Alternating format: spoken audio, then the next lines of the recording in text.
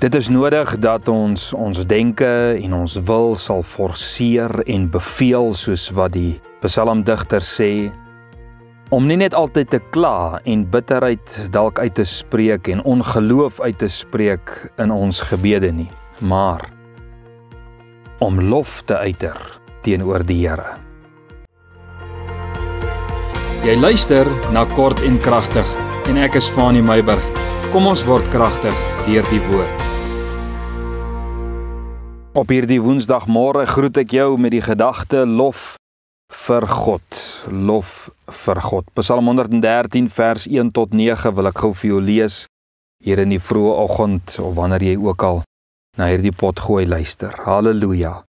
Loof o knegte van die Here, loof die naam van die Here. Laat die naam van die Here geprys word, van nou af tot in ewigheid, van die opgang van die son tot by sy ondergang, moet die naam van die Here geloof word. Die Here is hoog bo al die nasies, bo die hemele is sy heerlikheid. Wie is soos die Here onse God, wat hoog woon, wat laag neersien in die hemel en op die aarde, wat die geringe uit die stof oprig, die behoeftige van die ashoop af verhef, en hom laat sit by die edeles van sy volk, wat die onvrugbare van die huis laat woon, 'n blye moeder van kinders. Halleluja. Baie jare gelede as 'n jong seun was ons lidmate daar van die VEK gemeente in Keimus, klein dorpie. Ek het al baie daaroor gepraat, my hartsplek. En ek dink vir die grootste gedeelte van my jongmenslewe was pastoor Diekie Breitenbach saam met sy vrou Tannie Baby die presiderende pastoorspaar in die gemeente gewees. En ek kan vir jou sê, daar is min mense wat in nederigheid en in diensbaarheid 'n plattelandse gemeente in liefde kon bedien, soos daardie twee mense. En jy sal my nie vandag glo nie. Maar pastoor Diekie kon met 'n kerkbroek, nie 'n kortbroek nie, 'n kerkbroek en hemp en das met sement en troffel werk. Jy sal my nie glo nie. Soveel respek vir die predikantsamp het hy gehad en vir sy roeping. En kyk, as daar een persoon was wie se boodskappe op Vadersdag en ek dink dalk op Moedersdag ook soms regtig my hart as kind geraak het, was dit aan die Baby se preke.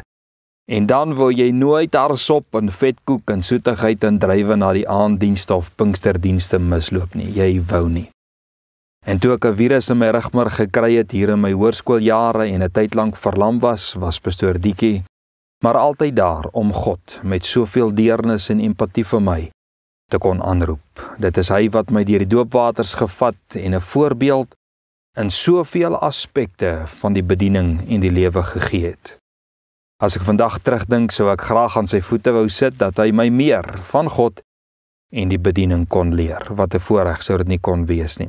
Pastoor Diekie is vandag aan sy hemelse huis, Tannie Baby is nog met ons, en ek kan julle vir baie vertel van hulle, maar terwyl ek Psalm 113 lees, waaroor ek kortliks met jou wil deel oor lof vir God, toe hoor ek pastoor Diekie se gebed, hoe hy soveel kere sy gebede begin het, en dan haal hy Psalm 103 vers 1 en 2 aan. Loof die Here, o my siel, en alles wat binne my is, sy heilige naam. Loof die Here, o my siel, en vergeet geen een van sy weldade nie.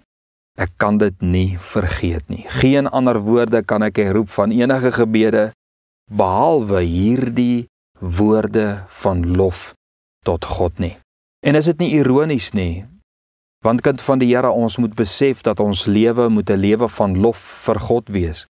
Dis dalk die hoofrede hoekom ek dit moes onthou. Lof vir God. Dawid en soveel ander het klaag en roep en hulppsalms geskryf, maar nie nagelaat om lofpsalms te skryf nie. Die soort psalms wat God groot maak en God verheerlik, selfs in die middel van ons storms en in die middel van ons uitdagings. En Dawid, dit is asof hy ons opkommandeer as hy sê, loof die Here, o knegte van die Here. Is jy 'n knegt van die Here? Loof die Here dan. Is dit nie net 'n oproep tot lof nie, maar dit is 'n opdrag nie. Laat die naam van die Here geprys word van nou af tot in ewigheid. Laat dit 'n opdrag wees, vanaf die son opkom tot by sy ondergang. Is dit moontlik? Verseker is dit moontlik. Daniël het 3 keer 'n dag het hy gaan bid, behalwe vir die kere tussenin. Jy kan jou teetyd gebruik om buite te gaan, op te kyk na die hemel en te sê, loof die Here, o my siel. Jy weet, die mens maak tyd vir sigaretbreuke en teebreuke. Maak jy dan tyd vir lof? Hoekom? Want sê die psalmdigter, die Here is God en enigste God, verhef bo alles en almal, en natuurlik wat omsien na sy knegte, die een wat in die stof en op die ashoop sit om hulle koninklike status te gee, en God is die een wat baarmoeders oopsluit vir 'n nageslag. Halleluja, dis ons God. Is God nie werd om geloof te word nie? Kom kind van die Here, kom ons slaan nie net nie, ek en jy aanbid 'n groot God. God is ons lofwaardig. En sê soos oom Diekie vanoggend, voordat jy die bed uit opstaan, en as jy die bed uit opgestaan het, as jy nou in die middag of in die aand hierna luister, sê soos oom Diekie, loof die Here o my siel en alles wat binne in my is, sy heilige naam. Loof die Here o my siel en vergeet geen een van sy weldade nie. Beveel jou siel soos Dawid sy siel beveel het. Forceer jou denke en jou wil om nie te kla en bitterheid en ongeloof te spreek nie, maar om lof te uiter. Loof die Here saam met my vandag. Blessings vir jou vir hierdie dag.